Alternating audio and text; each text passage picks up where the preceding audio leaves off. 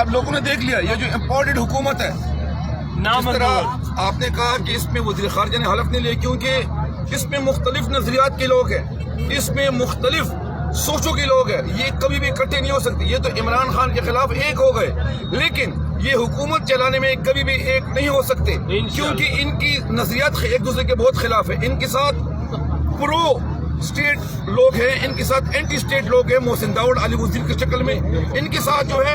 महमूद अजगजी के लोग हैं, इनके साथ आफ्ताब शिरपो है, लाल मस्जिद के कातिल जो मौलाना साहब के कहा करते थे, सारी उम्र जो एक दूसरे के खिलाफ फितवे दिया करते थे, वो आज लोग इकट्ठे हो गए हैं। और पूरे पाकिस्तान को पता है कि ये जो वज़रा बैठे हैं आज, इनमें से 90% वज़रा पर केस है, ये लोग नैब ज़दा हैं। आज तो ये इमरान खान पर अल्लाह का खुसूसी करम है कि ये अपनी टाइम से पहले इनका टेन्योर खत्म हो चुका है। अगर 2023 तक ये कंप्लीट करते तो इनका दोबारा हुकूमत में आना थोड़ा सा